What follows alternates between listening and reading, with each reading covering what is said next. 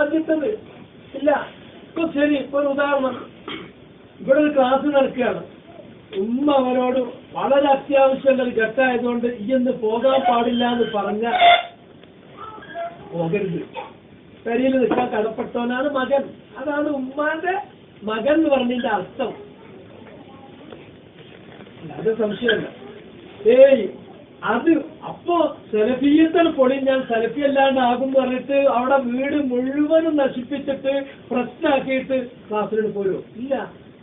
അപ്പൊ ക്ലാസ്സിൽ വരണം, എഴുതി പഠിക്കണം, നിങ്ങൾ തന്നെയല്ലേ പറയണേ? അല്ല, അത് സെലഫിയത്തിന്റെ ഒരു പ്രശ്നമാണ്.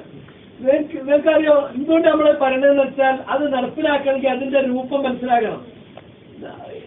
ഒരാള് വേറെ ഒരാളെ പറ്റിയ ഹദീസിലില്ല.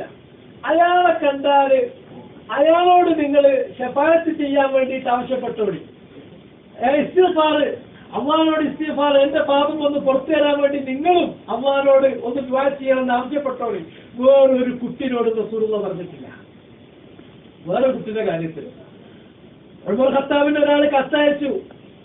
ഉമർ ഖത്താബിനോട് പറയാണ്, നിങ്ങൾ നമുക്ക് വേണ്ടിയിട്ട് ദുആ ചെയ്യണം. ഉമർ ഖത്താബ് അപ്പൊ ഒരു മെസ്സഞ്ചർ, ആ കത്തിന്റെ പുറത്ത് മറുപടി, ഹാരിജി പുറത്ത്, ലസ്തു ബി നബിയ്യൻ, ഞാൻ നബിയല്ല എന്നിട്ട് മറുപടി കൊടുത്താൽ, ഇങ്ങനെ എനിക്ക് വേണ്ടി ദുആ ചെയ്യണമെന്ന് ആവശ്യപ്പെടാൻ അത് നബിമാരുടെ ഖാസിയത്തിൽപ്പെട്ടതാണ്, എനിക്ക് പെട്ടതല്ല. അബൂബക്കർ സിദ്ദീഖിനില്ലാത്ത, ഉമർ ഖത്താബിനില്ലാത്ത, ഉസ്മാൻ ബിൻ അഫ്ഫാനില്ലാത്ത, ആർക്കും ഈ പേർക്കാർക്കും കൊടുക്കാത്ത ഒരു ദർജയാണ് ഒരു മനുഷ്യന് കൊടുത്തത്. അയാളുടെ ഇന്ന ശരീരത്തിന്റെ ഭാഗത്ത് ഇന്ന അടയാളുണ്ട്, അയാൾ ഇന്ന ആളാണ്, പേരൊക്കെ നബി പറഞ്ഞു കൊടുത്തു. അയാളെ കണ്ടാൽ നിങ്ങൾ ചെയ്തോളി.